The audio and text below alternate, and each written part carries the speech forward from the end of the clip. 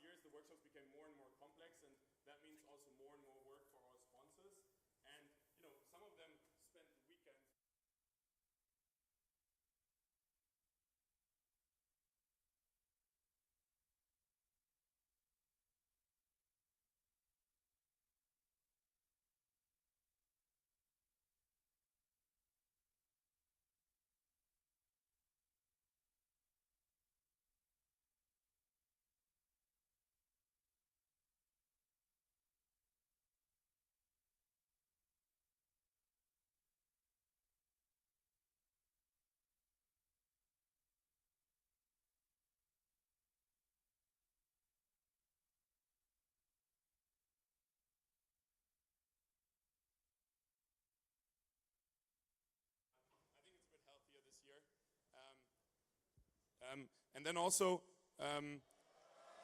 okay, I guess my microphone, did you guys hear me or like, okay, I was loud enough, okay, so screw this now. Okay, so I hope you understood me. So yeah, we have a lot of supporting partners, startup partners, and really good that they're all supporting us. Now, if you're from a company here and your logo hasn't been on any of these slides, sign up here so you can organize a workshop next year.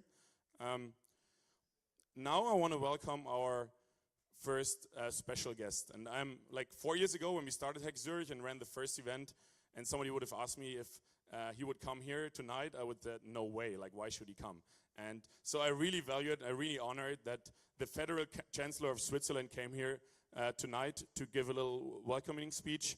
I think it kind of shows that Switzerland as a country really values like innovation, technology, and I think that's really cool. And Walter is actually a physicist, so maybe we can still convince him to participate in the event this weekend. So, you can stay around, join the team, maybe take some of your politician friends and participate. I think that would be pretty cool. So without further ado, please join me in welcoming Walter Thornherr.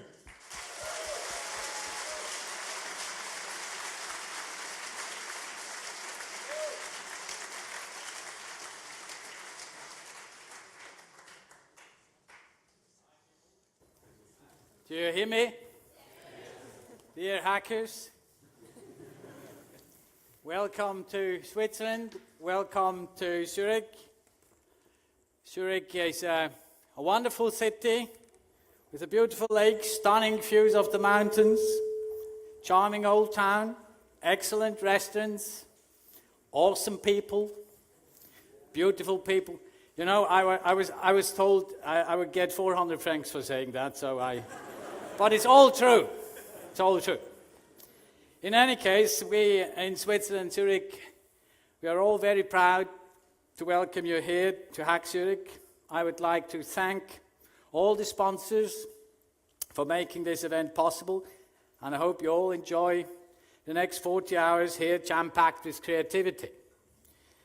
One of Switzerland's most famous sons, Benjamin Franklin. Okay, he was not Swiss, but he's still very famous. He once said something very apt for this competition. He said, "Never confuse motion with action. What counts over the next few days is not motion, not showboating, not talk or superficial impressions. What counts is action. Good programs, fresh ideas, and concrete results. And had Benjamin Franklin been born 208 years later, he would surely have been a good hacker. A white hat, probably, most of the time at least. Many people only know Franklin as the inventor of the lightning rod. But like all good hackers, he had an inquisitive mind and a versatile spirit and an independent streak. He invented a stove that could be built into fireplaces to maximize heat and minimize smoke and drafts. He built a new musical instrument, a glass harmonica, for which even Mozart composed work. And he designed a urinary catheter for his brother. He researched dolphins. He proposed a new alphabet, mapped the Gulf Stream, and wrote numerous scientific papers, including an essay on the gases produced during digestion with the inspiring title, Fart Proudly. Yet, despite all his inventions, he consciously never thought to patent any of them. Franklin was a huge fan of open source. I quote him, "As we enjoy great advantages from the invention of others, we should be glad of an opportunity to serve others by any invention of ours. And this we should do freely and generously." End of quote. As with good hacking, it's never just about money. And Franklin could well have been referring to hackers when he said, "No one cares what you know until they know that you care." This now famous line, often quoted by politicians in many forms, makes an important point. What counts is not only what you know, but also what you do with that knowledge. Programs are useful things. It's now impossible to imagine life without them. But we all know that some programs don't solve problems. They create problems. Never since the invention of the internet has so much been said about uses and abuses that the internet was never intended for. About ransomware and cyber wars, big data, Big Brother, fake news, and manipulated elections. No one cares what you know until they know that you care is all a call not only to get smarter, but to act smart. Not every citizen is a hacker, but every hacker is a citizen somewhere, a part of society. You know, it has been said just up the road is the ETH, one of the best universities worldwide. I studied there, and on the wall outside the largest lecture theatre, that's why I'm telling you that, is a plaque dedicated to a refugee who went on to become a professor in the 19th century there. At the bottom of the plaque is a caveat that this professor, Francesco de Sanctis, an Italian, left for the benefit of all students, and I was reminded of its message whenever I walked by. The caveat reads, "Prima di essere ingegneri, voi siete uomini." Before being engineers, you are, first and foremost, human beings. That is exactly what Franklin meant when he said one should care. And if you're honest, it is probably fair to say that good hackers attract good hackers, because good hackers know a lot, they know a lot of tricks, they have lots of great ideas. But ultimately, the most interesting people are not only those who are clever, but those who demonstrate a broader understanding. Cleverness is fine. Cleverness is a good thing. With exceptions, of course. I'm sure you're familiar with the scene in Oscar Wilde's play, The Importance of Being Earnest, when Jack says to his friend Algernon in his stilted Victorian manner, "I'm sick to death of cleverness. Everybody's clever nowadays. You can't go anywhere without meeting clever people. The thing has become an absolute public nuisance. I wish to goodness we had a few fools left." To which Algernon dryly replies, "We have." All of you here are clever, very clever. Digital development has led to tremendous improvements in our lives, our economies, our education, and our creature comforts. And there is no end in sight. We need clever people, people who like solving real problems and continually building on this technology. However, cleverness is not enough if it's unleashed without responsibility. You know, when news of Benjamin Franklin's death reached Paris, Count Mirabeau interrupted the session in the French Parliament. He raised the point of order and spontaneously paid tribute to the great man. Mirabeau made no mention of Franklin's knowledge, his many inventions or discoveries, but instead he spoke with great respect of how Franklin had put his knowledge and achievements to good use. And on that note, I encourage you all to be clever. Be as clever as you can. Have fun, work hard, and then be more than clever. Care and be careful. Thank you, people. Goodbye.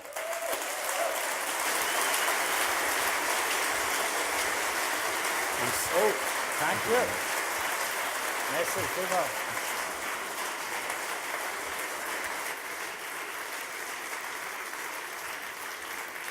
Walter, the team matching session is at 11 p.m. tonight, so we see you there. So let's get started. This year we had more than 4,800 applications actually, so that was pretty crazy. Yeah, like this. We had applications from more than 50 countries. We will later see where they're coming from. There's quite a few internationals actually here this year. We have 20% female this year, which it's an increase. We started.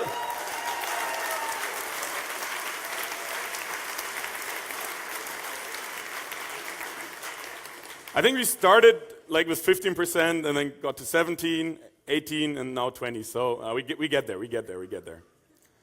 Now 50% vegetarians. Yeah, round of applause. Now these are the numbers I found quite interesting. So 6% of the people here attended HackZurich 2014, and then it is like roughly 15% 2015. And now in 2016, 29% actually came again this year. So, and the number, then I looked up another number actually, and it was like, who attended actually all 3 HackZurichs? And apparently 13 people did. So, just out of curiosity, can the people stand up who attended all 3 years?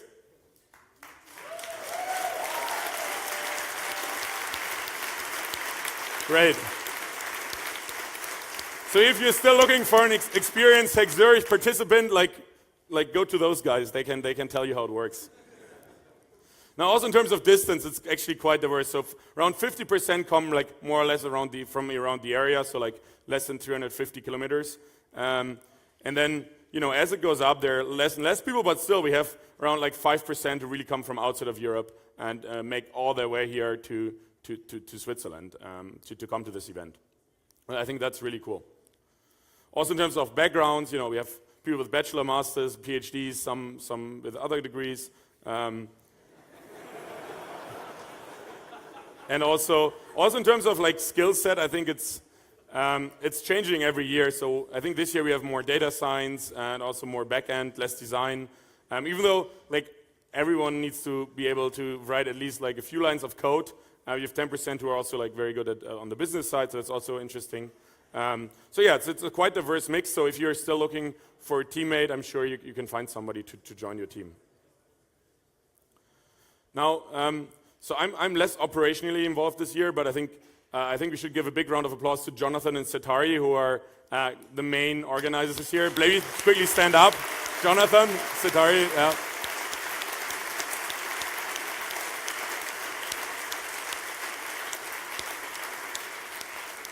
And also lots of volunteers. And I mean, everyone with a green t-shirt is a volunteer, and it's great that you came here and are helping out.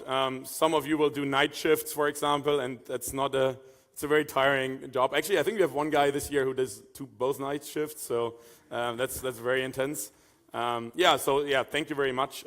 If you have any questions, I mean, generally go to the people with the green shirts. So maybe let's give all the helpers another applause.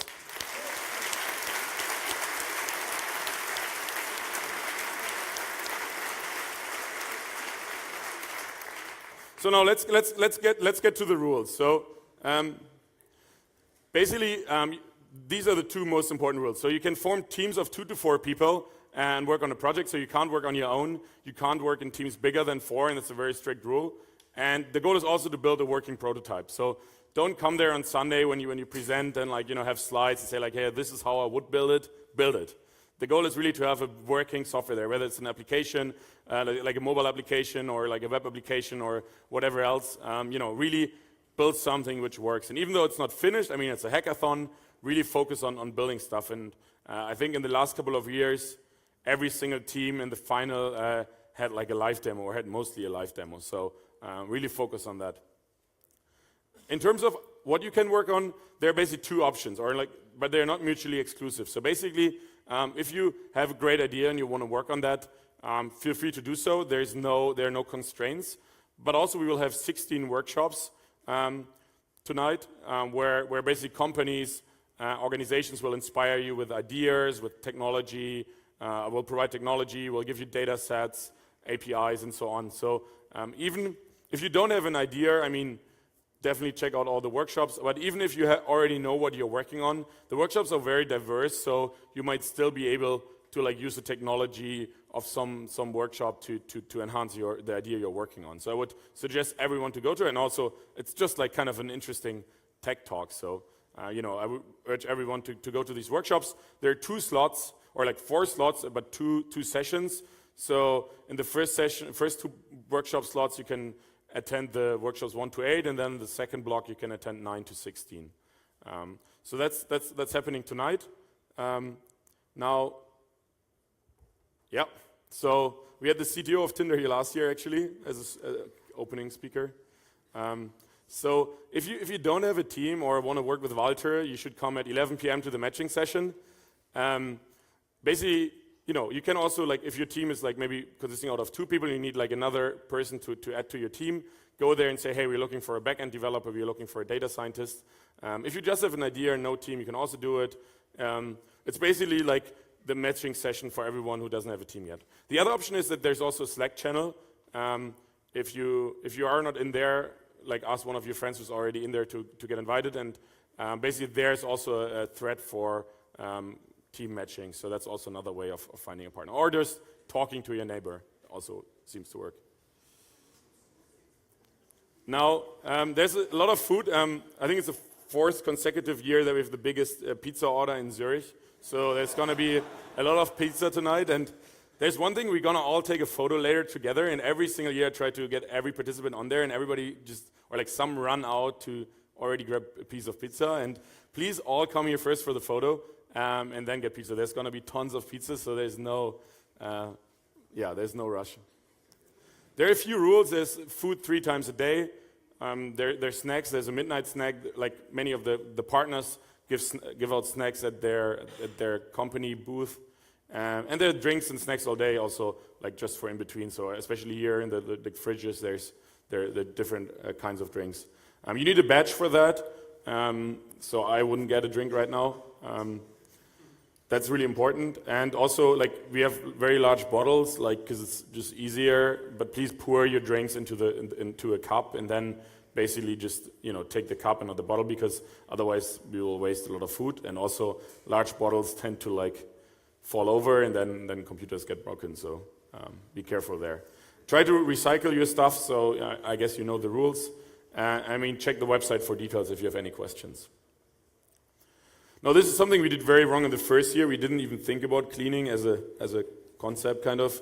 So it was just so much stress. It was really bad. We didn't even have trash cans. It was awful. And so I think it got better from year to year. And it's not fun, but please, once in a while, maybe try to clean up your desk, because otherwise it's going to be a big mess. And again, your computer could break. So be careful. Now let's get there. So this is also really important. Internet is very hard. It's every year it's a challenge to get it working. And again, this year there were some problems with the 2.4 gigahertz network, basically because there's some interference with some other networks, and we don't know why. And it could also be not even an other network, but just some device interfering. So that's why we have the HackZurich, the main network on 5G, which should be fine for most of the people. HackZurich 2017 is the password. If your device doesn't support 5G, I think it's the case for Raspberry Pis or some also older devices. We still have the 2.4 network, but it's going to be much weaker. And if you really need that, for example, for some of the cases, try to stay in the hacker area, like right next to the auditorium, because there the reception is a bit better. But in the main area, it's kind of bad. So if you need 2.4G, then please go to the area in front of the auditorium. That network is called HackZurich-Legacy, same password. And we also have one for the IoT case, which is specifically for the IoT cases. Same again, we have the HackZurich IoT, which is 5G, and especially for all the IoT devices, you often need 2.4G. So there again, you can use the HackZurich IoT-Legacy network, and that will get you connected. And basically, all the main HackZurich network there, 5G and 2.4G are always connected. And we also have Ethernet cables, so if you need to download a couple of gigabytes or so, really just plug in with an Ethernet cable, because that will take some traffic out of the air. Because there's just some physical limitation, basically, how much traffic we can have.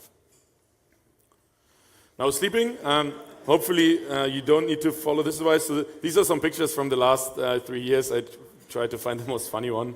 So that was at 9 a.m. was the jury like deadline to submit your project. So that was his alarm clock.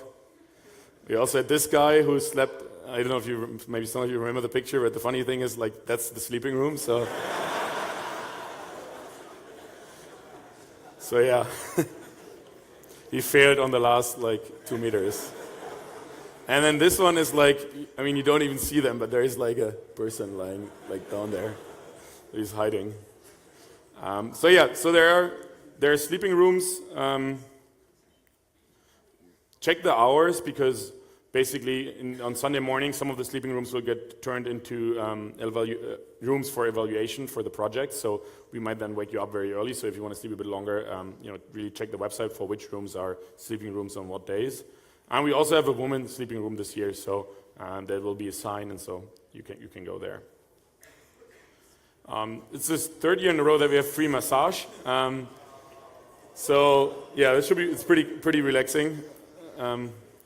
It's a 15-minute neck or back massage. It's going to be on Saturday in 2 slots. It's first come, first serve, so you can basically just go there, get a massage. That's the room, but it's also all on the website. And we also have a new thing this year. We have a virtual reality cinema on Saturday. There are different kind of films. So, just check the times on the website, and if you want a little break and want to escape into some VR, then, you should do it. If you're not from Zurich or, haven't really seen the city, like we had some people attending here, and I don't think they've seen anything from the city. They just went straight from the airport here and then went back, and that's a pity, because it's a really nice city, as you can see on the photo. And we're going to have city tours, which are first come, first serve, and you basically just meet at the registration desk.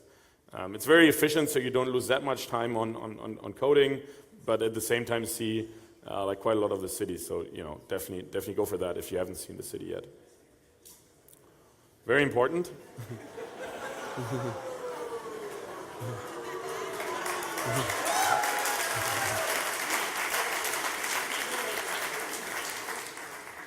Yeah, so we're gonna reimburse you for your travel here. There's a reimbursement policy.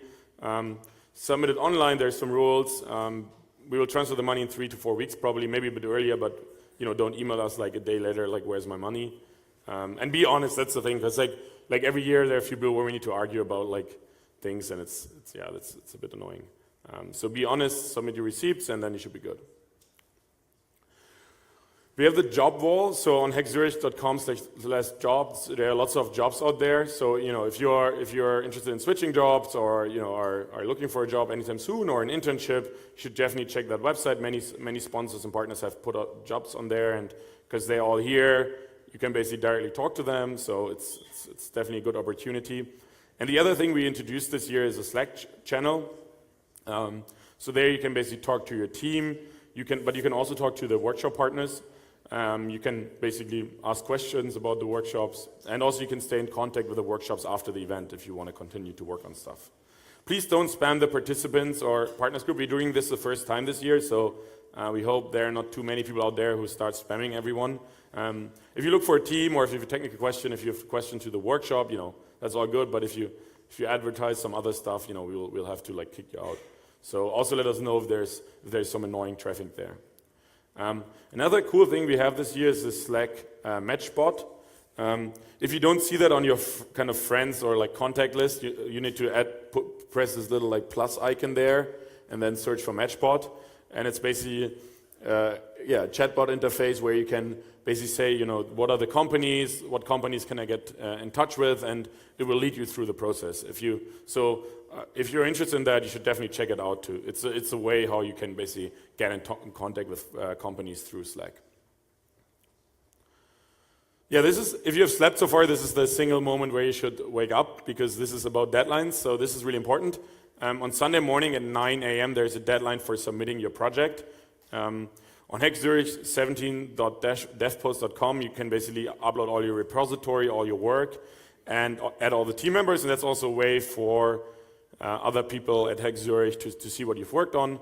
So that's really cool, and you can basically then submit that project to hackzurich.com/submission, where you will put in all the stuff and also register all the members and register all the workshops of which you took technology, data sets, or the like, because that way you are eligible for getting a prize from them as well. And then don't forget to hit the submit button. Sounds stupid, but we had a team last year who were like, we didn't know that we need to click there, so yeah. Maybe it was just a stupid excuse, but definitely make sure it's submitted. Maybe don't do it at 8:59, do it like at 8:30, so you don't miss the deadline. And then on hackzurich.com/interview, we will basically have the interviewer assignments for the evaluation. Now, how does the evaluation work? So you basically have a pre-selection with all the teams in the morning between 9:30 and 11:30 a.m. on Sunday. It's going to be a 2-minute pitch with a 1-minute Q&A, and we had quite a few complaints about this last year and also the years before, but it was, basically this year we have Wi-Fi available, so I think that can be very helpful if you want to do a live demo.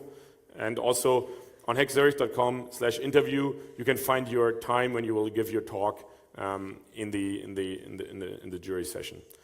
Don't miss your slot. The first one's going to start at 9:30, so after you submitted your project, we will right away at 9 have the first kind of slots filled, so you know when you have to go there. And then that's for the main awards, but then there are also for the main stage, but also the workshops can give out prizes. And basically any workshop you have ticked, you should just go to the booth of that company and just go there and say, hey, we want to pitch, we want to present what we've worked on. And then the company will get all the pitches of their workshop and then can decide on the winner for the workshop. Then the 25 finalists will get on stage. They will have a 2-minute pitch and no Q&A.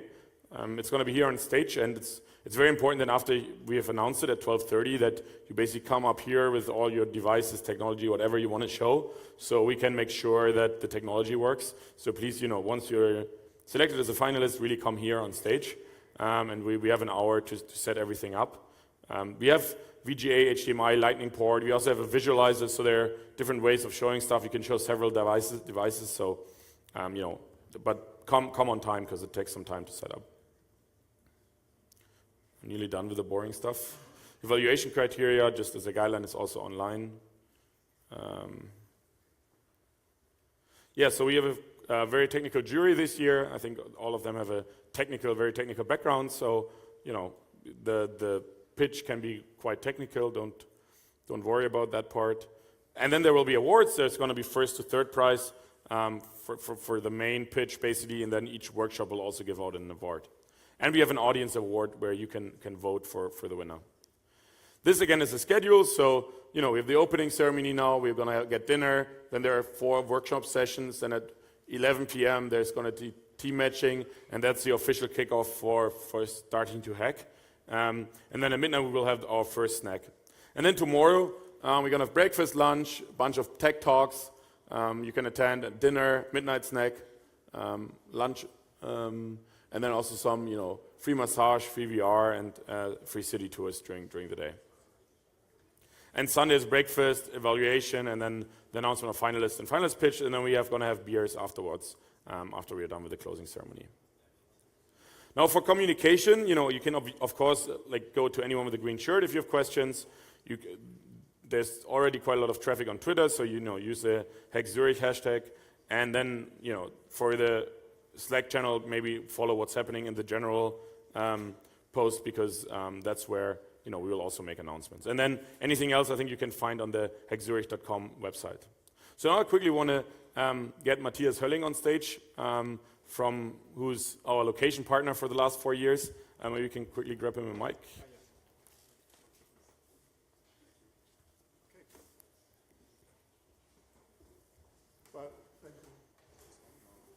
Is this? Yes, no. Okay, so thank you very much for being here. It's always, for me or for us, it's always the highlight of the year to host the HackZurich. We do this for the 4th year now. We are very proud to be the partner for the location for this great event. I hope you have a lot of fun. It's going to be very productive and intense. You are in a big hackathon in a big place. We have a place here in Zurich where we have 300 companies in the Technopark. All of them are technology companies. So you need to do research and development in order to be here in the Technopark. That creates a very unique climate and atmosphere. A third of the companies are startups. We have certain instruments to support the startups. And we see ourselves as a place to grow. So if you grow with your startup or with your company, we normally always find a way to make this possible from location point of view. We have a very good network with ETH Zurich, with the universities, with corporates to help you get your business started. We have coaches and we have especially context to coaches, and we also offer courses for entrepreneurship for the companies here. In addition to that, we are also an event location. It's not only this event we are hosting, we are also hosting others, but this is by far, I must say, for me it's the most fun. So I hope you have a great few days here, and yeah, thank you very much. Thanks, Matthias.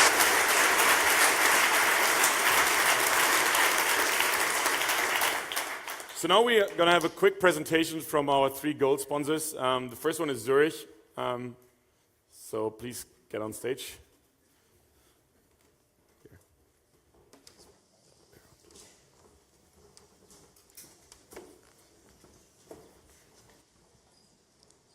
Good afternoon, everyone. My name is Marco Gardini, and today I have the honor of representing Zurich Insurance in this hackathon. Why are we here? We are here because we are heavily investing in the innovation journey, while of course keeping our focus on making our customer lives easier, healthier, and more mobile. We are trying to make this real in several areas within the IoT space, among which digital health, Internet of Things, and sharing economy, and of course mobility.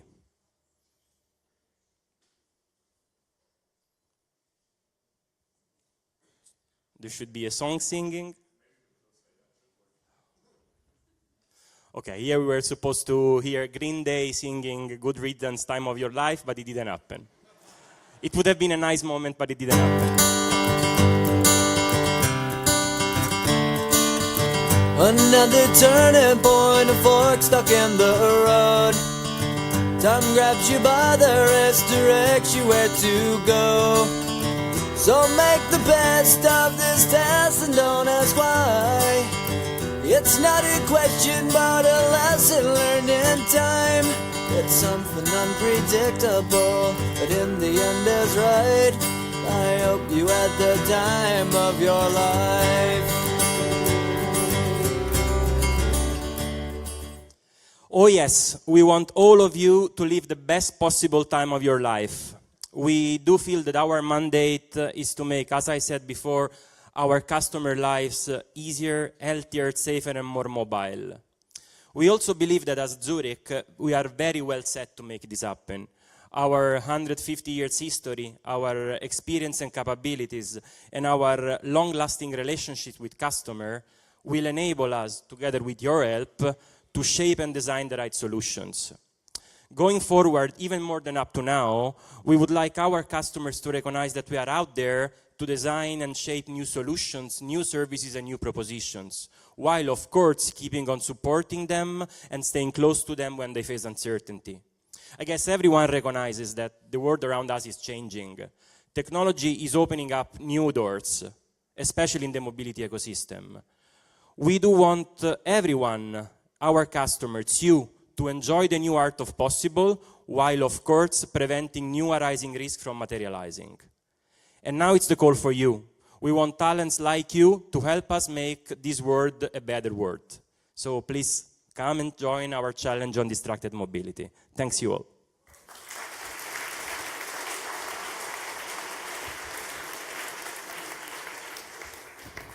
There is the test. Get this.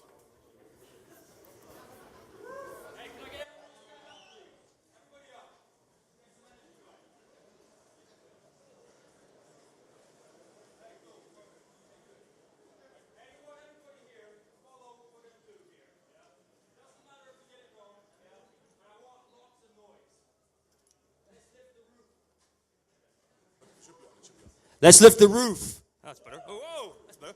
Let's lift the roof of this building, yeah? Okay. Are you ready?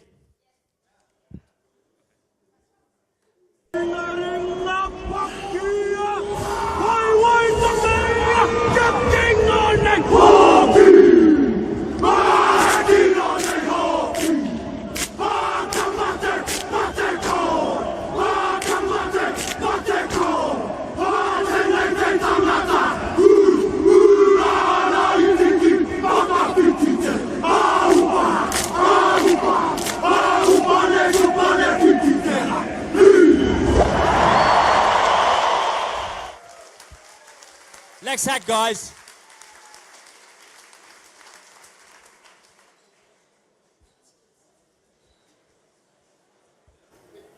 That was great.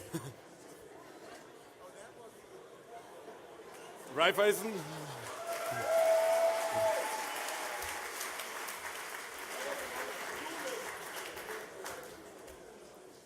Wow, that was amazing.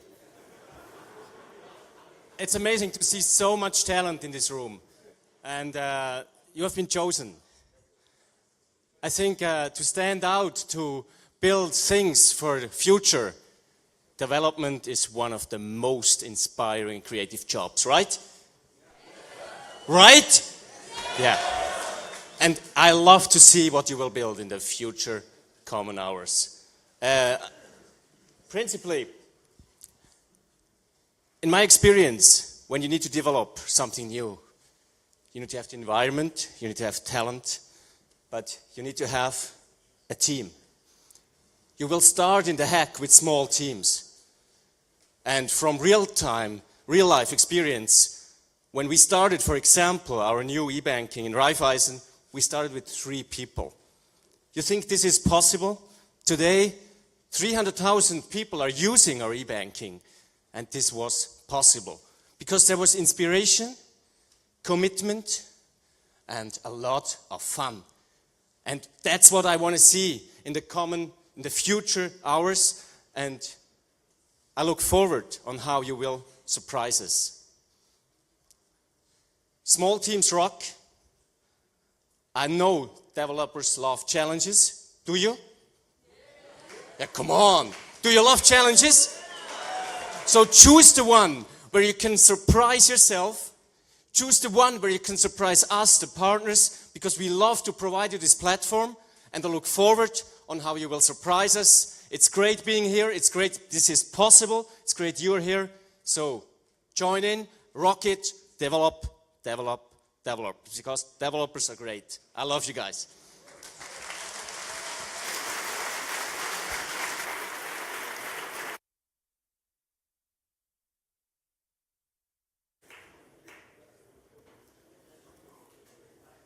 Okay, yeah. So I'm very honored to announce our opening speaker for tonight, Marty Wiener. He was the founding engineer at Pinterest, was former CTO at Reddit. He scaled an engineering team to 300 people. So, without further ado, please join me in welcoming Marty Wiener. Thank you.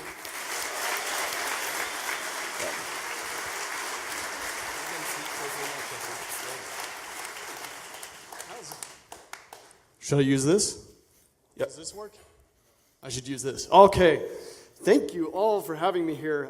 This is such an awesome event. What am I doing? I need this. I know you're all anxious to get hacking, so I'm going to make this exciting with lots of extra over-the-top hand gesticulations, and I'm going to make it fast. I have to go to the bathroom anyway, so I've got to move along. So what I'm going to talk to you today about is things I learned while building tech companies from nothing through rapid scale-out and beyond. I do this because I really care about educating and making it so that you guys all don't make the same mistakes I made, so you can make all new, amazing, different kinds of mistakes. I was a founding engineer at Pinterest, and then I became the first CTO at Reddit, and I am now off on a sabbatical, traveling around Europe, trying to write a book. Trying being the key word, but hopefully it'll happen. One thing I learned, one truth, is that building a startup is very, very hard. So I'd like to make it less hard. And this talk today, I'm going to talk about mostly the tech side. This is part of a grander thing where I'm trying to describe how to build a company from the ground up, make the owner's manual a little bit. But today we're going to focus a little on tech. I'm going to start by telling you a little bit about a story so that all this fits in a logical framework. This is Instagram, which follows the same growth pattern as Pinterest almost down to the month. It's kind of wild. And the y-axis here is millions of users, and this is date starting on October 10th. And I'd like to tell you about the journey and kind of the feeling of the company. This is how I felt Pinterest scaled. In the beginning, you're developing the idea. You're probably in your calculus class and not paying attention and doodling, right? That's how a lot of these things start. Then you hit launch, and it's an exciting time. And then nothing happens. In the early days of Pinterest, I remember Ben, one of the founders, used to say that we were in stealth mode, but not because we wanted to be. Then something happens. Who the hell knows why? I can't tell you why it happened. Traction hits, and then all hell breaks loose, in a good way and in a bad way. And you start to figure it out, and then you become a business. Now I will layer on this what it feels like, if I can push the button. This, to me, developing the idea, this is pure creation bliss. I think this is what you're all experiencing now. You can just create. One person today can make their own app and their own backend. And people ask me, how much does it take to start a startup? And I tell them $1,108. $1,000 for the laptop, $100 for the developer license on Apple, and $8 worth of AWS credits. It's amazing. It's really democratized. We can all do it. This is super fun. Then you launch, also pure amazing bliss, plus a few hackers, and you're all friends, and it's going great. This is hell. Because you spent a long time, and you don't know what's going to happen. This is 9 months. Do you remember what you were doing 9 months ago? That's how long it took before Pinterest actually hit what I think you would consider traction. This is hell because that thing you cared about so much, it didn't go, and you don't know if it's going to go, and should you pivot every single night, you wonder this. And then it goes. This is a different hell. This is the hell of never sleeping again, and of not eating properly, and of missing your family and everything. In Pinterest, what this did for me was every single day I'd go home, and at 6 o'clock, that was peak time for Pinterest, because that's when I guess the East Coast was going to bed, and they wanted to use Pinterest while they were getting ready for bed. So I'd go home after a hard day, sit with the family and kids, and site's down, fix the site. And right around 9, kids are going to bed. Hey, the site's better. Shit. So then you start to figure it out. This is hard. This is when you've actually got your company going. You're starting to figure out. You have management working. You've got some of the processes working, HR, this kind of stuff. Your tech stack's probably a little bit, hopefully, more stable. So this is hard, but it's getting into an interesting spot. And then, as a founder, you suddenly realize that you don't know what the hell you're doing. This is a critical, crucial moment because this is the point when you can start to heal. And the point of these talks I give is to get you there faster and maybe lighten the blow. And then there's a maturing Eng.org. By the way, you're not alone if you suddenly get to this realization that you don't know what you're doing. I seem to get it every single year. Okay, so I kind of describe it like this. This is the adolescence phase of a company. It's just kind of you can get away with anything and you can have a lot of fun doing it. This is the awkward teenage years where your voice is cracking and everything's awkward. Nothing works right. I got to do this in one breath. This is an exciting time because you found a path to success, but your app is breaking all the time. Your tech debt is mounting. You have no HR support staff. You need funding. You need to build product. Your lead engineer is an asshole. You have to fire the nice engineer who can't code. Oh God, hiring is difficult, and you have 15 engineers and growing, and whatever systems and processes you had before, they don't work anymore. I could go on all these topics, but I don't. I only have a little bit of time tonight. So brace yourself, traction has come. You do have this show here, right? Oh, okay. Good. So I only have 20 minutes, so I'm going to focus on some tech. And specifically, I'm going to walk you through some tips and things that I learned the hard way so that you don't have to learn the hard way. I could have chosen to go after some really cool, fun tech. But I don't think that's necessary. I think you guys are all really smart people. You could figure it out. These are the things that even through building Pinterest, we didn't see. So, things like caching, database scaling, big data analysis, all these fun things, they're really fun to talk about. I'm not going to talk about them tonight. What I'm going to try to do is give you a bigger framework on how to think about engineering. Really the strategy of tech. So, this is going to follow the course of a company growing. We're going to start at the beginning, pretty much where you are right now. Actually, just a little bit past where you are right now. Where you are right now is you are hacking on some random idea, and you might throw it away tomorrow. But soon, you're going to say, wow, this thing's got legs. And then you're going to decide, I want to build this thing, and I'm going to go for it. Now, the problem as engineers is we love to just do about anything. If we start building something, we're going to find something else we want to do, and we will pivot that direction, and you'll never get the damn thing built. So this is very crucial as a founder, and then as you build your company, building any project. What you want to build is what's called an MVP, a minimal viable product. A lot of people throw this thing around as if it's a beta. It is not. It has a very specific definition, and I'd like you all to start using it in that very specific way to just help out the entire world use it right. You can actually go and Google for it. The product is the thing you're building. The viable means you're not going to build something you throw away. That's kind of what you do tonight. But what I believe in is when you have an intuition that something might go big, build it a little bit more for a little bit more longevity. I don't mean optimize the thing. I don't mean really build the world's best system, but just build something you can expand on. And the minimal, this is crucial. Engineers don't seem to understand minimal. I don't seem to understand it. Minimal means you're going to race to building the most basic damn thing you can to prove one simple hypothesis, and that's people will give a shit about my product. So you're going to race to that. And you, as a team of 2 to 4 or whatever your team ends up being, you got to keep each other honest. If someone says, hey, wouldn't this be cool if it had a search engine? You say, do I need it for the first product to prove this hypothesis? And it becomes kind of fun because you yell at each other. It's kind of fun. Kind of an easy way of saying it is you're going to make the quickest app that's not crap to see if the app is good, right? You're going to go show it to family and friends. And the way I felt when I've held something in my hands that I was like, hey, this thing works, it feels amazing. And that's what you want. You kind of want that thrill of seeing something in your hands where you're like, yeah, this thing's got legs. And then you show it to family and friends, and they're like, oh, that looks good. Let me see if I have some money to give you. We're going to cut out scope creep. This is what engineers love to do. This is, honestly, it's not just something you're going to deal with now. It's something you're going to deal with the entire, if any of you are managers, you will know your engineers love to scope creep. In the early days, here's what I recommend. You choose one platform. You get iPhone, Android, or web. That's it. Don't do 2. You get no virality add-ons to begin with, so no push notifications, no email digests, all that stuff. No fancy databases, no ML. Good Lord, no ML. Oh. No fancy deploy systems, no optimizations, no stream processing. These are just some examples. Now, the only violation here that you can do is violate these rules if it's required for the MVP and you can't fake it. ML you can fake, I guarantee it, especially if you're showing your parents this app. Wow, how did it know it was you? Okay, so now you've proven your hypothesis. You've got an MVP, people seem to like it. That's great, so you're gonna go for release, you're gonna go for the big thing. Now you can start to violate some of those rules. I mean, for release, you actually need some virality, right? Otherwise, you may have something great and it just doesn't pick up. There are some crucial things you need for release. Here, I would like to advise you that you maximize for developer velocity, agility, and creativity. Because once you lose it, and you will lose it soon, I'll get to that, it'll be very hard to get it back. This is an amazing time in a company where you've got something that you could just create. You're still in great creation mode. So this means no pre-optimization. Optimization is the antithesis of velocity. It just seems to get in the way. Don't overcomplicate things. Keep it simple so that you can try things out. Beware of the pre-optimization Yeti.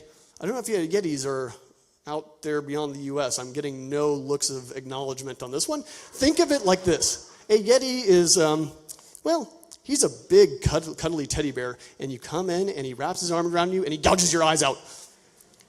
So that's what pre-optimization will do. It will definitely wreck your stuff, because at this stage of the company, you still need to be able to try things out. In the early days of Pinterest, Ben could turn to me and say, hey, Marty, can you add a counter? And I'd add it in an hour or so. And a year later, Ben would turn to me and say, Marty, can you add a counter? And I'd be like, I will form a committee. So you're going to lose all that amazing velocity soon, and then we'll work on getting it back. Okay, this is maybe the most important thing I think I learned along the way, so if you remember nothing else, this might be the one to remember. Choosing tech. We all love to choose the shiny new thing. I know I did it the other day, even though I've been telling people not to. So I'm going to give you an example. I'm going to teach you a little bit about a way of thinking that I think will help you select tech in the future. So let me ask you a question. Which database should I choose? This is one we were faced with at Pinterest. Well, there's a lot of them.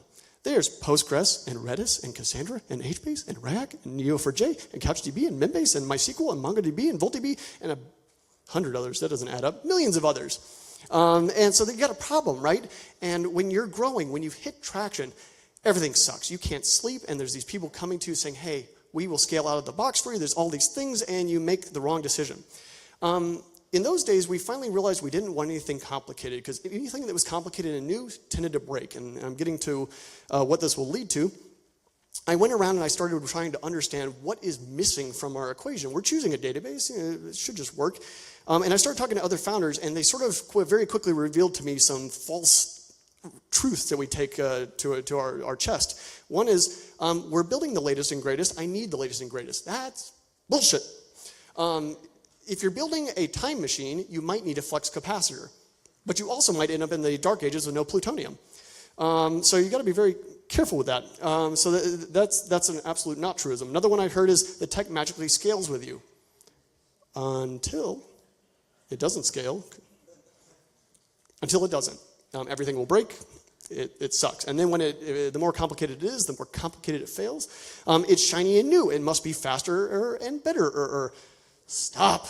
It's not right. So I came up with an equation. It's kind of a silly one, but it really illustrates the point. What you should be looking at is maturity of tech. And I will tell you a little bit more about the implications of this, but think of it like this. Tech maturity is equal to the blood and sweat that has gone into it divided by the complexity. So some examples. MySQL. If you're not familiar with MySQL, it's a classic relational database, been around since '94, and a lot of work has gone into it. Facebook uses it at massive scale. Pinterest uses it at massive scale. Banks use it, and they contribute back to it. Oracle, too. And the complexity is relatively simple. It doesn't scale magically out of the box for you, sadly. But it is a relational database. These are concepts we knew, people knew in the 70s, so it's a well-trodden, understood universe. HBase, different one. This one is one of those automagic scaling things. I've used it to success, but here's where you have to be careful. It's not, it has had a lot of work go into it, but not nearly as much. And the complexity is way more complicated. This is, you get into things like Paxos, distributed consensus, very hard stuff academically, typically gotten wrong when it's actually being developed on. So you can see you're kind of on the opposite side of the equation. So what happens if you're on the opposite side of the equation? Well, sometimes you need immature tech. MySQL won't do everything. Classic example is MySQL is not really good with in-dimensional data sets, which you see often in machine learning. So here's what you're going to end up with. It's going to be harder to hire for it. If I'm in San Francisco, I can go out on the street and say, I need a MySQL developer, and someone will raise their hands. It's harder to get help. And yes, every single system you will have problems with. But MySQL, for example, I never ever had a problem I couldn't just Google for. And so then I started asking my questions, why am I using these other things? There's nobody who can help me out there because nobody knows how to fix it. Stability and performance are uncertain. A lot of these other more mature techs, the performance is perfectly linear until the last drop is gone. Debugging will be harder because nobody else has trotted the same path you've trotted. Tools are weaker. It's more likely to die. I don't know if you're familiar with Parse. I started to use Parse. It was bought by Facebook. It didn't really take off, and Facebook scrapped it. Gone. So if you had an entire thing built on Parse, sorry. The other thing we learned at Pinterest is if you're the biggest user of some piece of technology, you are really trotting new grounds, and your challenges will be greatly amplified. Try not to be this person. I mean, it's good to be in that spot, but it's also bad. The reality is most likely you won't really need immature tech for a long, long time. We started to look at it at Reddit in certain areas where certain pieces of new technology might give us a really good optimization boost, but that's way far down the line. In the early days, you can get away with using much more stable things. I need to make t-shirts, just use MySQL. Okay, Postgres, yeah, someone's going to tell me that afterward. Yeah, there's cousins, you can use either. Someone actually did make me a t-shirt of that, I should have brought it. Okay, so tip number 4. Well, you're scaling. You've chosen good technology. Great. When is it okay to start losing that developer velocity? When is it okay to make certain trade-offs and do all those cool optimizations I know you're itching to do? I like to do them. It's when you hit traction and stuff starts to break. Because now what you're doing is you're making a trade-off between developer velocity and uptime. It's great to have an upside rather than be really fast at developing. The challenge of getting developer velocity back, though, will now be the entire existence of your engineering org for the rest of time. This is why you hire CTOs and VP of Eng and directors and principal engineers, because their job is to build a company that can realize anything hyper fast. So you're going to basically spend the next forever doing that. So if you are at that stage, see me after class. I can't go too deeply into it, but I'll give you some hints on what it looks like. This is Pinterest from a very high-level overview, maybe around 2015, and you end up with a tech stack that's highly segmented, where everybody is responsible for their own area. This is where, of course, microservices get important. That's where it also maps nicely to the culture, and a lot of different pieces where those individual teams are responsible for guaranteeing certain qualities of uptime and durability and all these things. This is how you scale a company out. Hint number 2, this is the other side of it. Sadly, tech is not the only thing we can have to deal with, because we have to deal with scale of people. And people, one day I'm going to write a simulator. On the left side is going to be an x86, and on the right side is going to be a human. And on the left side you write your Fibonacci sequence, and it writes out the Fibonacci sequence. And on the right side you say, run the Fibonacci sequence, and the human is going to say, Joe hasn't done any Fibonacci sequence in a week. And I'm not getting paid enough. And this is the kind of thing that managers have to do. They still have to make the whole thing work. So this is, for example, an org chart of what Reddit looked like about 4 months ago. And this is how it develops. It's extremely important that you look at the structure of your org, build out a good management structure. That's a whole different topic I can't go into right now, but this is what it looks like at pretty big scale. Come on. There. Tip number 6, if you are so lucky to get a company that's starting to move, I want you to know that you are not alone. The stress you are going to feel will be very real, but you are in good company. Many founders don't have any experience. So I'll give you some examples. Do you recognize any of these names? A few of them.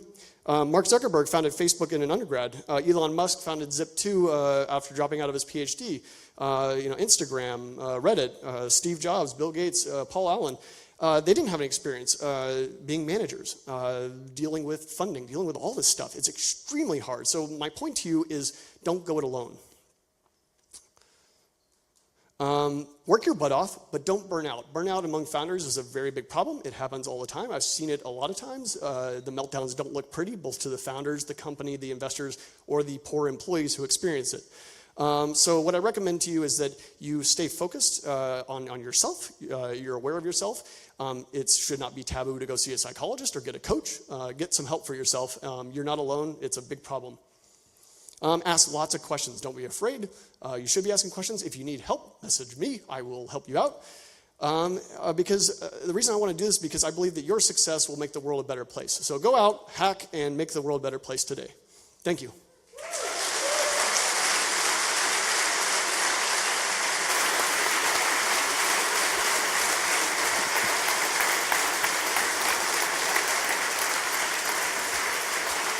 Thanks, Marty.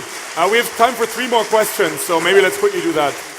But you're also around after the event, right? So yeah, I'll be around after the event, but if there's a couple questions, I could take 3 or so? Yeah, 3. Okay, yeah, do you have a mic or something? Yeah. Questions? There's a big crowd of people. I can't see hands if they exist. And I think everybody's nervous to raise their hand and be called out. No? Was there one over there? Okay. That was exciting. Yeah. Come find me after. I'll be hanging around, and I'd love to see what you guys are building. Thank you. Thank you.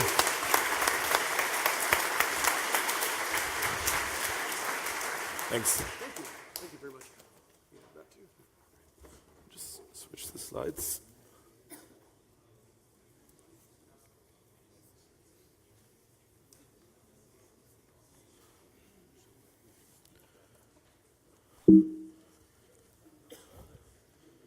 So yeah, it's time for the workshop presentations. We're going to have 16 presentations now of the workshops. So stay focused and try to figure out which workshops you want to attend tonight. You're going to have 4 opportunities. So let's get started. First workshop pitch is, this is the overview actually. So we're going to have 2 sessions, but I'll show that again at the end. So let's start with Randstad. Perfect. Another dance? No dance. It's on. No dance this time. Okay. Randstad, we are the leading HR services provider. We've got a challenge for you, and this is it.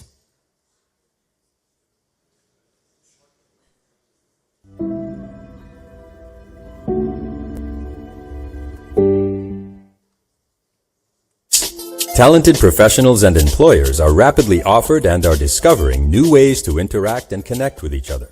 And as technologies continue to evolve, they'll change the world of work in ways that we can only begin to imagine today.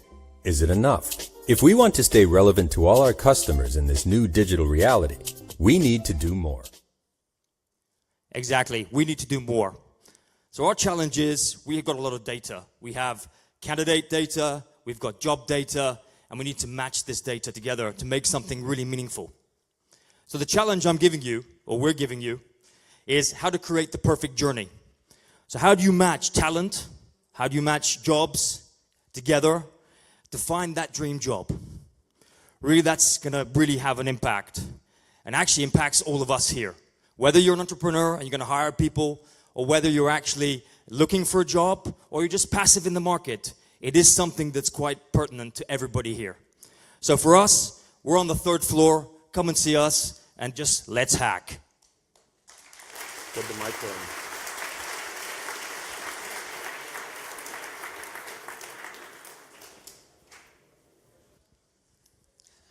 So, saving grandma. Remember?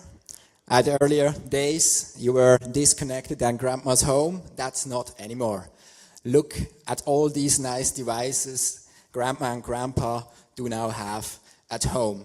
Now, grandma was reading some articles in newspapers and she's worrying a little bit about the security.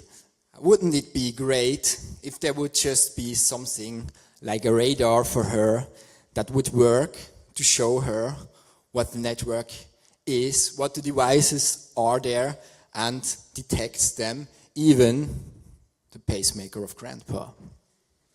Why this? So, what is the challenge? We think security should be easy because otherwise it is simply not secure. So what does your grandma need? She needs to know what devices are around. She needs to identify them, to view them. Perhaps you want to use augmented reality for that. We leave that open. And she needs to know what risk is there. Is that bad? Is that good, this device? This has to be easy. Your grandma is not an admin and she surely is not a root. So she needs to know easily what that means. And we want to be impressed by your idea how you would develop a functionality that will fix that problems for her, like some sort of a fix button in the application to resolve that problems you discover with these devices. We have at our booth over there, just at the entrance, we have grandma's house with all the devices, and you can be sure she will be grateful, and you can, if you solve it, you can take all her devices home.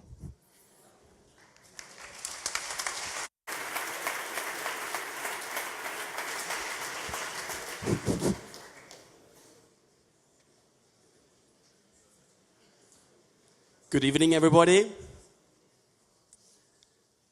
Your smartphone knows you best. Ask it. Our workshop is basically about using all the information available on your smartphone to identify and display your key interests and personality traits. In addition,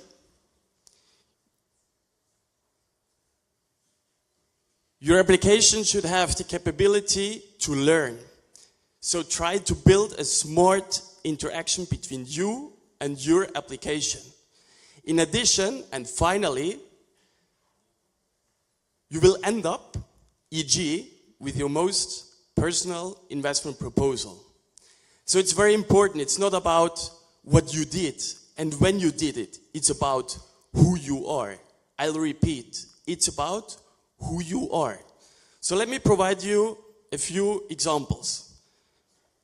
If I would run this application on my smartphone, the application would detect pictures like those. Yes, that's me.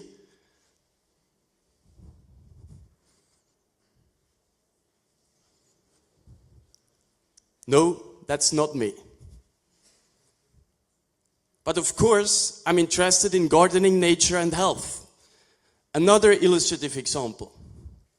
GPS data shows that I'm spending quite a lot of time at Rennweg in Zurich, and combining this information with the key fact that I'm often having a call with somebody living in Italy, you might draw the conclusion that I really like coffee and that travel and friends are important to me.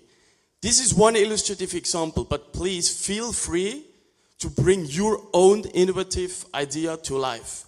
We are happy to support you on the ground, and we are all looking forward to seeing you at our workshops. With those words being said, I'd like to hand over to someone very special.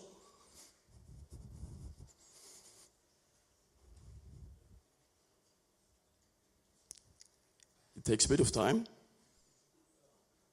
Hey hackers out there, I'm Roger Federer. As Credit Suisse's Global and Brand Ambassador, I would like to express my admiration to all of you for participating in the HackZurich, Europe's largest hackathon. Passion and team effort are key for long-term success in sports. It's the same in the growing field of digitalization. As participants of HackZurich, you have the chance to shape the future. Enjoy the event, and I'm sure you will achieve great things someday. See you there. Bye-bye.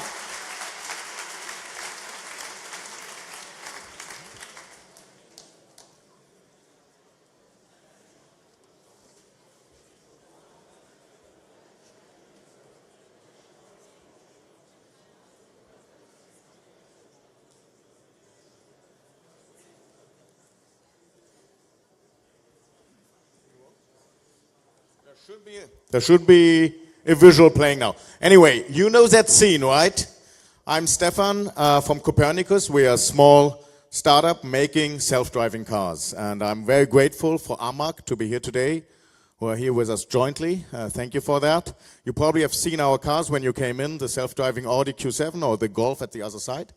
And this is a scene from a James Bond movie, where you would see Q handing over remote control to drive a real car, right? That is 20 years old. Now the point is, why did we never make this? We would really like you to take your smartphone and drive our cars. Hack a real car, make it your own toy car.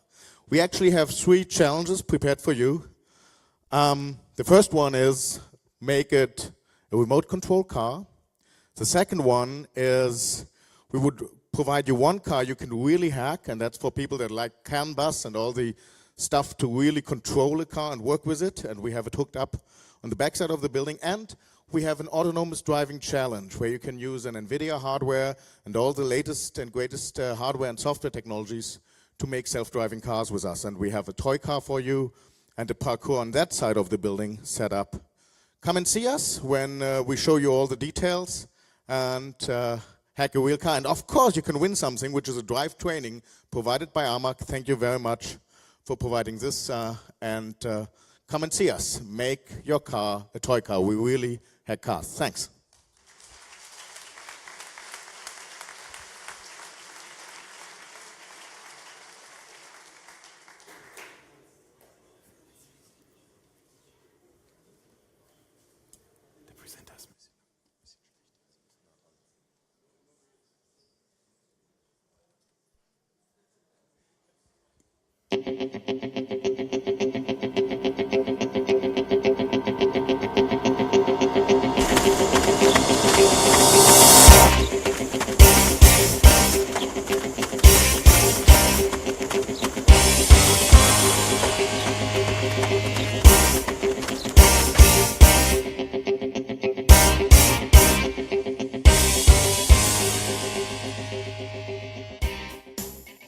my God, what a poor result.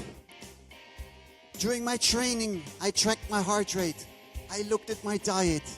I studied the racetrack. And I looked at my energy consumption. All that data, different places, different sources. What if all that data was in one place? One place where it matches my training and my competitive results. And as an athlete, it would greatly help me if my family and friends would also know where I am and where I will be, so they know when I will cross the finish line. That's what I would call a great fan experience. I work for Swisscom and Datasport. And I know there is lots of data out there that tracks sports performance. Of course, there are the finish times, there are the rankings, the league tables. If we add location data to the equation, we could track performance between milestones. We could track my position in the race. We could compare myself against other athletes on a map. We could visualize that map. And we could even share my eye view with the people that follow me on their smartphone. We have data for you from a very specific event. We have historical data from previous events. And we have many data sources that combine training and competition results. So guys, join us for the sports data revolution and let's win HackZurich together. Thank you.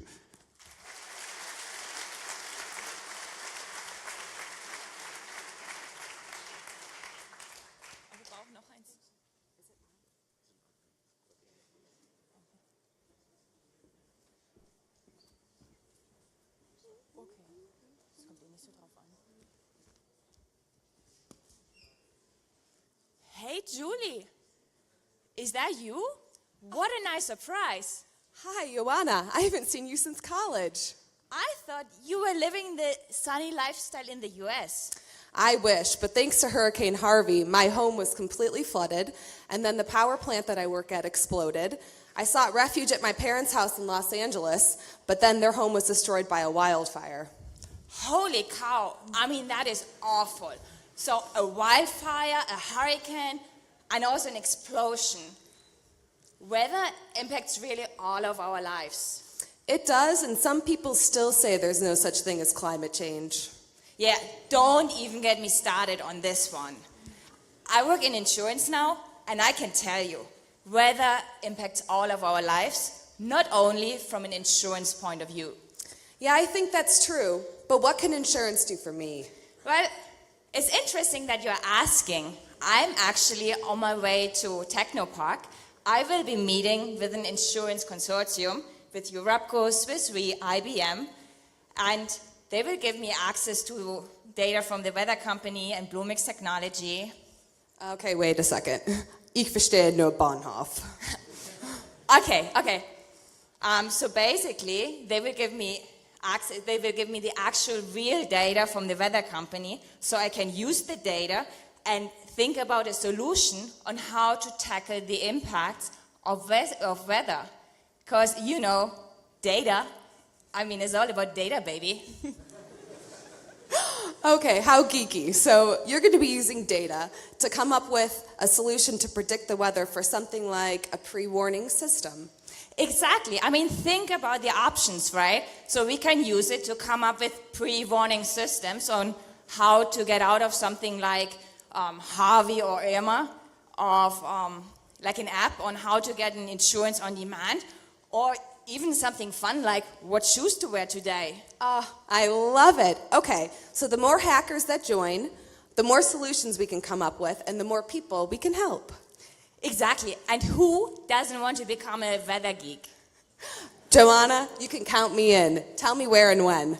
It's your lucky day. So we will actually have 2 workshops. One at 8, one at 8:45, second floor, room 410. I guess being a weather geek is the new cool. Completely. And to everybody in the room, we hope to welcome many of you. The more the merrier, and then we want to learn from your crazy, fantastic ideas. Come rain or shine, I feel fine.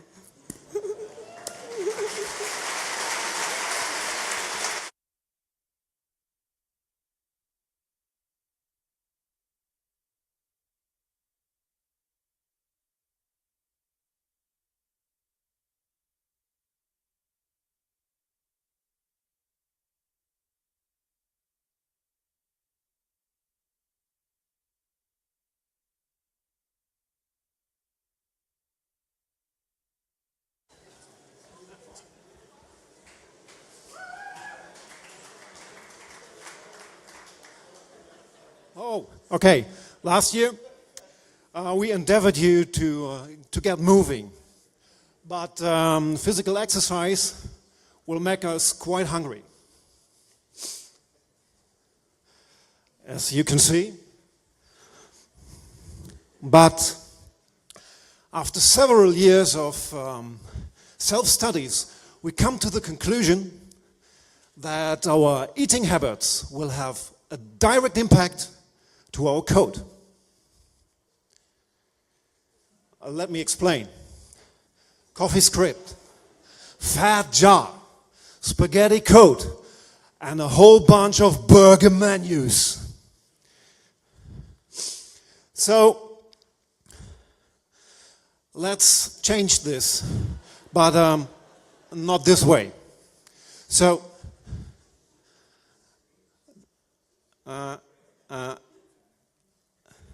okay. So help us to develop a solution which prevents us from pushing bad food in our fine bodies. Thank you.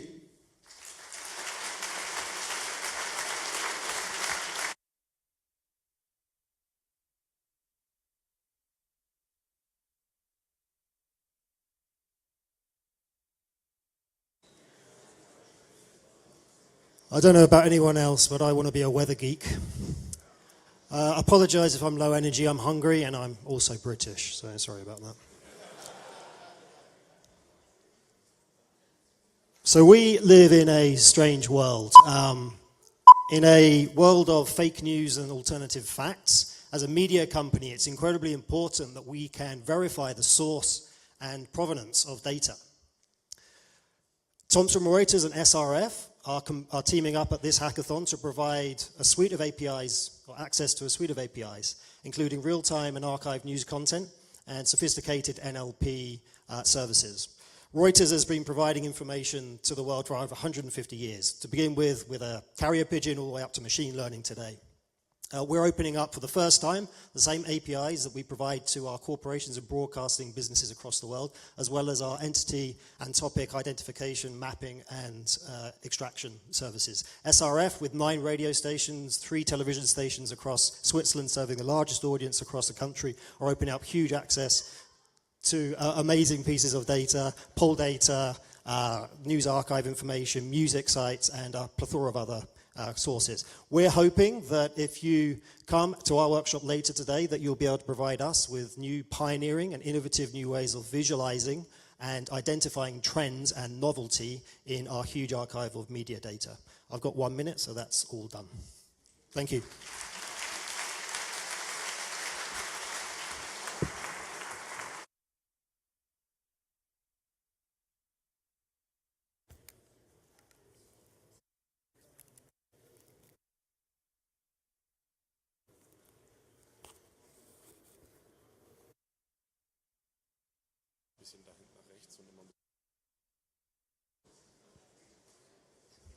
So welcome to our challenge in the mobility sector. It's a challenge from SPB, VBZ und Postauto. It's called Travel in the Fourth Dimension, Motion und Emotion. So we have actually 2 projects for you. One of them is about traveling outside rush hours. So of course we don't want to travel into rush hours. It's not very fun. A lot of people in the trains, in the trams, in the bus. So no seats anymore. We are stacked together, and you see those pictures. So What the goal actually here is to use gamification. Gamification to gamify actually public transport passengers to shift their mobility behavior away from rush hour and also to provide a better customer experience. So that's the first project that we are proposing to you. The second one, it's about customer information. Customer information, especially when there are disturbances. You see here a screen, a lot of text, pretty slow information, not personalized, and we need to find new alternatives. Alternatives to get personalized information. How can I get to my connection if there is a problem with the train, with the bus, with the tram? Also, maybe I have to take a coffee in between, or I can go shopping before I get to my connection. So we need really to find new solution to improve this customer information. So here the goal is to create, with augmented reality, an immersive experience for public transport passengers. So you can find us on the booth close to the entry, and the prices are HTC Vive glasses. Thank you.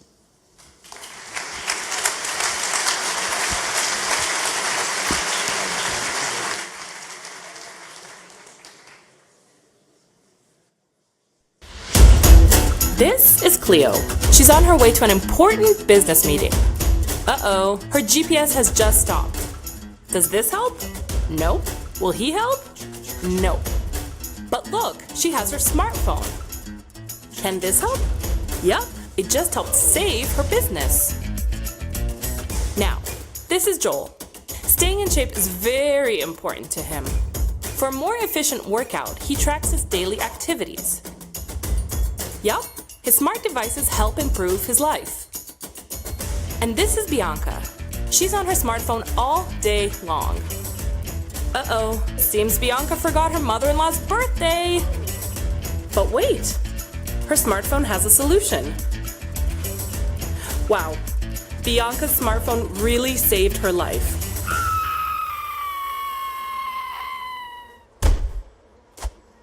Or did it?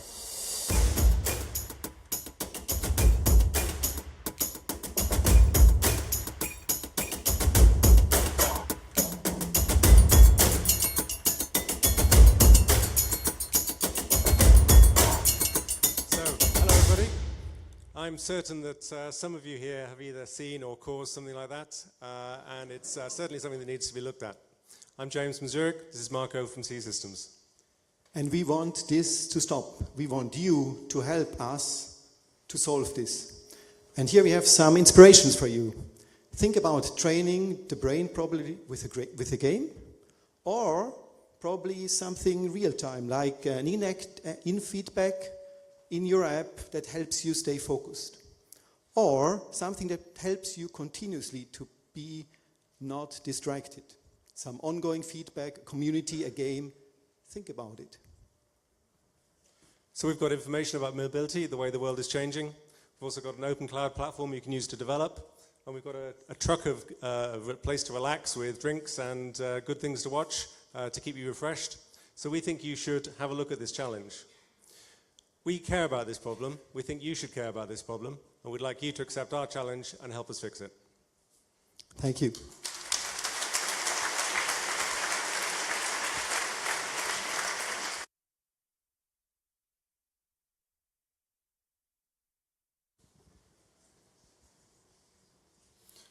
Hi, my name is Mike, and I realized that we're totally under-delivering on the video and sketches and costume side tonight. But we totally focused on black slides. Wrong button. We tried to focus on coming up with perfect equipment for you guys trying to play around in smart home and IoT technologies. We will provide you with model apartments and a whole range of sensors and actuators to play around with. You can see the icons here. We have, like, you know, motors and buttons and switches and sensors for all kinds of things like humidity and motion and brightness. We have lamps and iPads and voice control, and we bring it all together with a framework of software for you to play around with. We have a couple of engineers around that will help you build your ideas.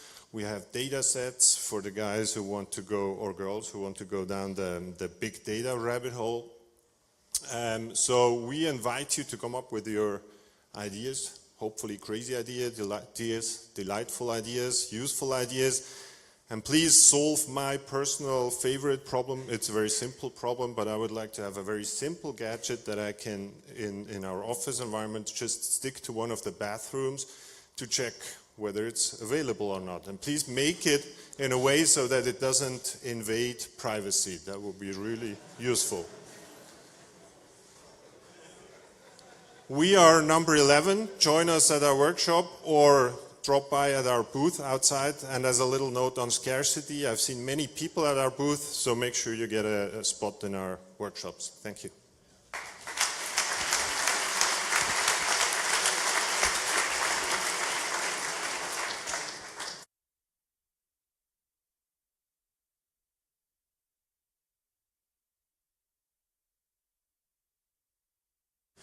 Hey, after 20 years of online banking and 10 years of mobile banking, we believe it's time for something new, right?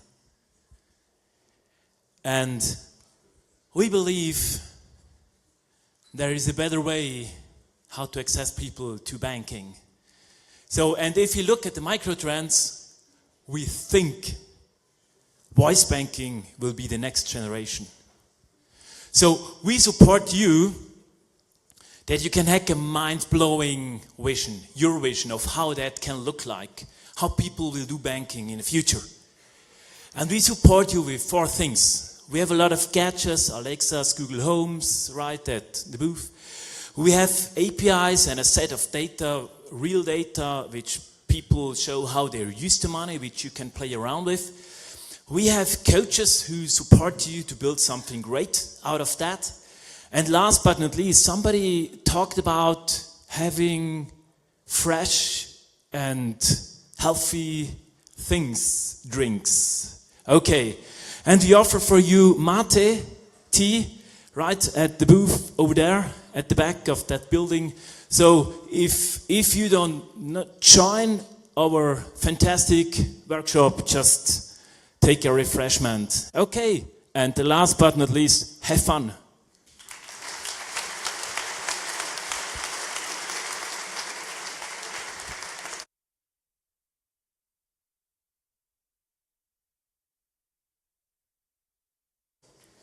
Hello, my name is Stuart Bashford. I'm the Digital Officer for the Bulu Group. We're the world-leading supplier in the food processing industry. So we've seen a lot of great presentations so far, and they've all been very nice. But we're trying to solve a really, really big problem. How can we feed the planet in 2050? So in 2050, there'll be an additional 1.5 billion people on the planet. And in order to feed them, we're going to have to find 70% more food. Now, to put that another way, in 30 harvest periods, we're going to have to almost double our food production. So this is a pretty frightening statistic. Now, the news doesn't get much better either on this slide, so I'm just going to sort of bring you down slowly, and then we'll bring you up towards the end. So this is the cost of feeding the world today. A quarter, the agriculture industry is responsible for a quarter of the world's global greenhouse gases.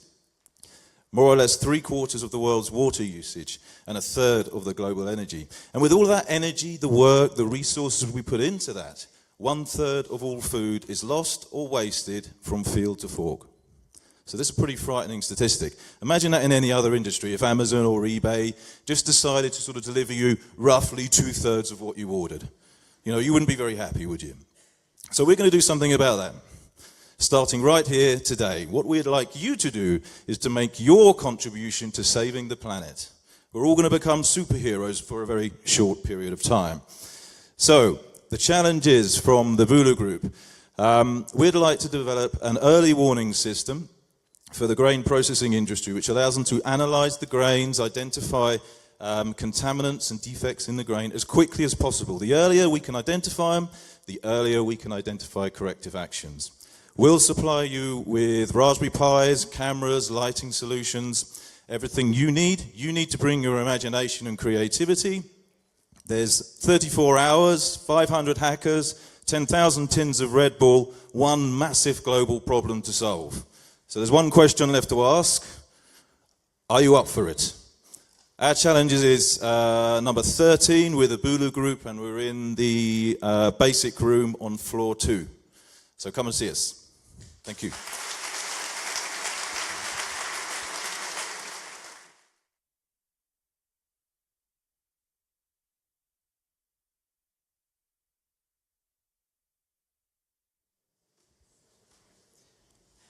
Hello everybody, my name is Michele Forte. I'm from working for TNM, and I'm here to introduce you our challenge. What we have seen it until now is all fantastic challenges. What we at TNM have prepared for you is a set of low levels API based on self-sovereign identity that you can use it in a very effective way to take part to any of the challenge that has been presented so far. Our goal is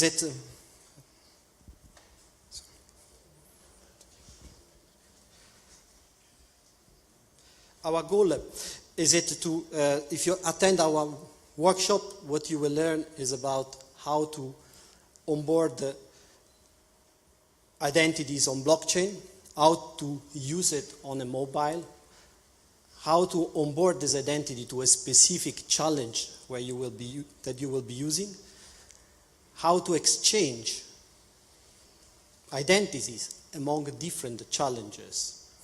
We have a set of API ready for you to use. We have prepared this API together with the colleagues of Uport. What we really care is that about when you will go outside of this room, you will be thinking about how important is the usage of the identity, and you will start using it in your real professional life. Identity has to do with the life of the people. Real identity, and if you think about how little we control about the attributes of our identity, when you think about how much we control about the informations that we give it to Facebook or we give it to Google. This is our goal. We care about a different way of how to use it, our identity. This is it's a new approach. And you as a developers are really important for us. It took something like 2,000 years for slavery until democracy.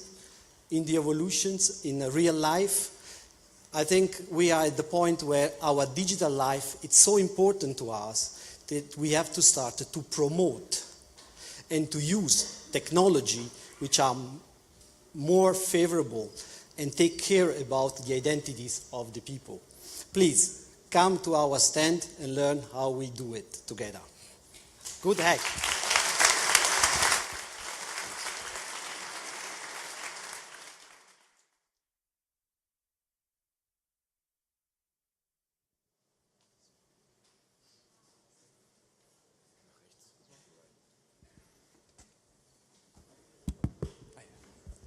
Hello everybody, my name is Mikhail and I'm a technical evangelist at Microsoft. Hi, I'm Jonathan. I'm a software developer at ABB. Let's see.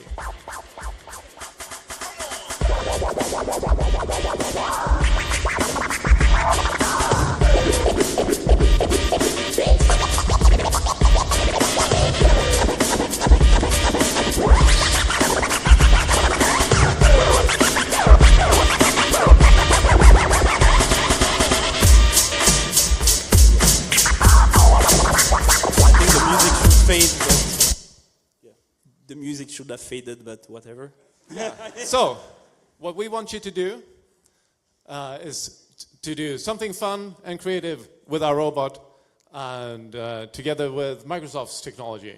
Yeah, so as you could see here in the video and maybe on our booth, the Yumi robot is already kind of a smart robot. But we want you to make it even smarter.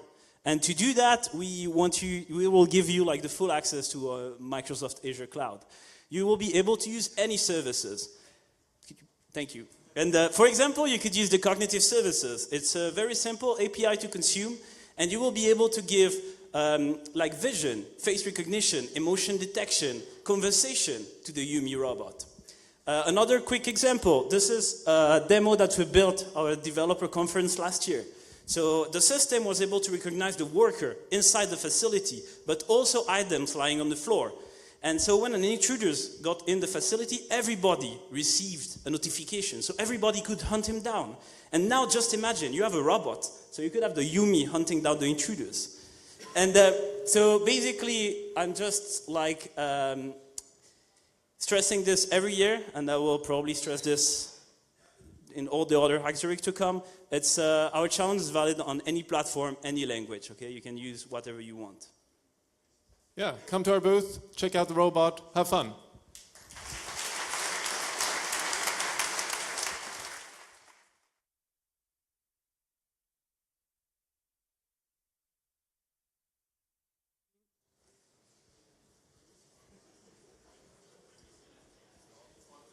Good evening. I'm Stefan from Syrup, the first open marketplace in Switzerland, and we are joined for this challenge by Feschwell, the visual search startup from Zurich. And for this challenge, we are here because we believe that online shopping is broken. Why is it broken? Two reasons. One reason is paradox of choice. There are so many online shops out there now that have thousands or even hundred thousands of products, and for users it's more and more difficult to find the right product. Reason number two, online shopping currently is not fun. There is so much content out there on social media, on blogs, where users actually like to spend their time, but once they go on an online shop, the fun is gone. This is why we need you. We need you together with us to make online shopping great again. If you are more interested in our resources and our ideas, please join our workshop at 9:30 or 10:15 in the room Simula on the 3rd floor. Thank you.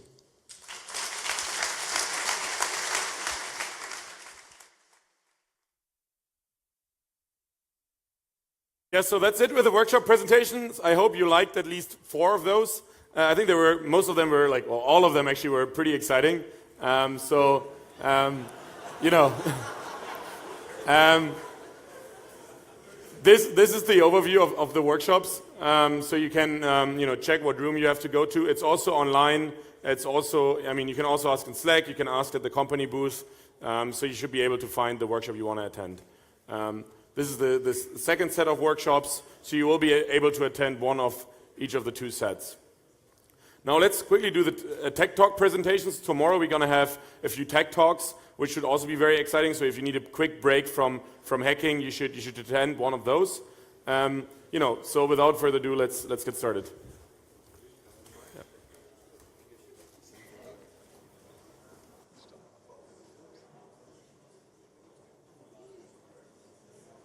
It's perfect. Wow. Hi, everybody. I'm Tim from Google. We're a small startup from California. We do search. I see what you did there. So in my talk tomorrow, I'm going to show you how to use the Actions on Google SDK to build voice and text-based applications for the Google Assistant. Because we understand that it's actually fairly hard to create even simple applications like doing recipe recommendations, doing natural language processing. And we have an amazing platform for that called API AI that allows you to target a bunch of different platforms, including Google Home. If that sounds interesting to you, go check out developers.google.com/actions or find us at the Google booth. Thank you.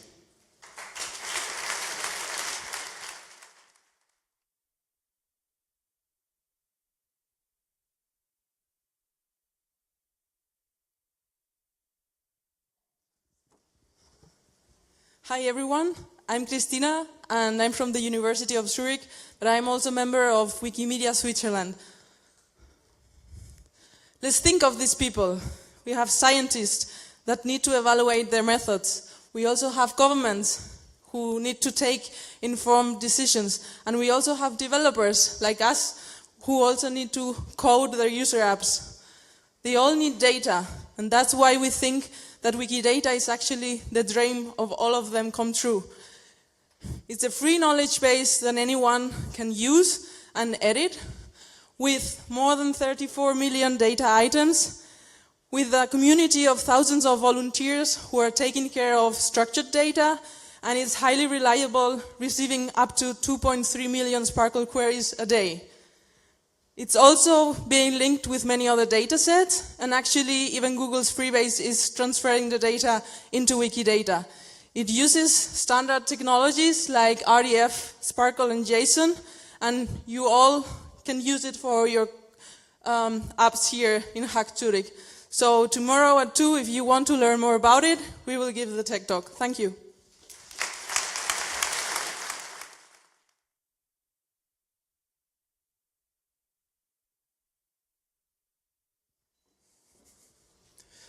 Hi, I am John with Esri, and I pressed the wrong button. Forward. Thought that's what I pressed. Okay, I'm here to tell one thing that I can tell you about all these challenges today is they're happening somewhere. They have location and comment. We are a company that provides you all the mapping services you will need to visualize challenges such as these. And with the fundamentals of geometry, you can represent these elements as real world, as things that are happening on the surface of the earth, combine them into data sets, layer them together, and you're going to see all kinds of different patterns and insights that you wouldn't see otherwise. And these services then can be combined with all kinds of different tasks to, again, provide insights into data that just aren't going to be readily available in other ways other than through mapping context. So the way you're going to do that is go to this link, developers.arcgis.com. You can sign up for a free developer account.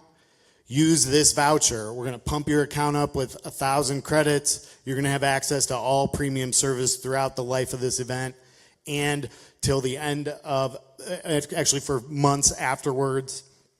And go check out these dev labs. You're going to have quick 15-minute exercises how you can create your own mapping data or make use of mapping services that are out there. We're giving away 500 francs for the best use of our platform. And our tech talk is tomorrow at 2:30. So we're in the back of the room over there. Come see us and ask us questions about how you can incorporate location into your apps. Thanks.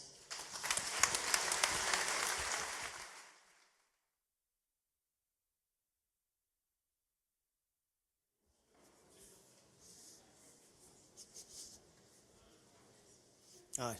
I don't need this. It doesn't work anyway. It's going to be short and sweet. I'm Jacob Nesetril. I work at Oracle right now. 7 years ago, I did what you did today. I went to a hackathon. Actually, I was technically speaking sitting at home because it was one of those with submissions over GitHub globally. I beat all the punks in San Francisco, and I beat the whole hackathon. Sorry, Marty. I won the whole hackathon, and then I did my first mistake. What a lot of you are going to do on Monday. I did nothing. I killed the whole project. Fortunately, I had like tons of people emailing me over the next couple of months begging me to make it into a company. I made it into a company, called it Apiary.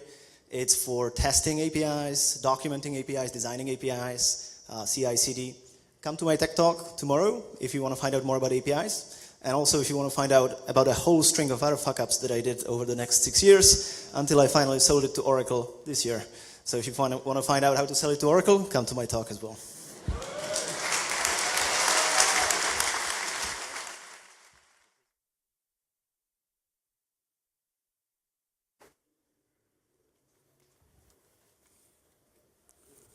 Cool, so last Tech Talk presentation, I'll briefly introduce CTI. They're going to give a Tech Talk tomorrow about the coaching offers they have. I think it's very suitable if you build a prototype over the weekend and want to turn that into a business, want to turn that into a company, especially if you live in Switzerland, you should definitely come to their program. to the Tech Talk tomorrow and consider joining the program, because a lot of very technical startups from the area have joined it and have got great coaching. And Sandro will give a talk tomorrow about that. So we are done. One more thing, which is, remember this, okay? But let's take a photo all together. And after that, we're going to get food. Please all come up here on stage. Move the chairs forward a bit. Just push them. It's going to be messy, but let's get everyone on there. So let's do it now.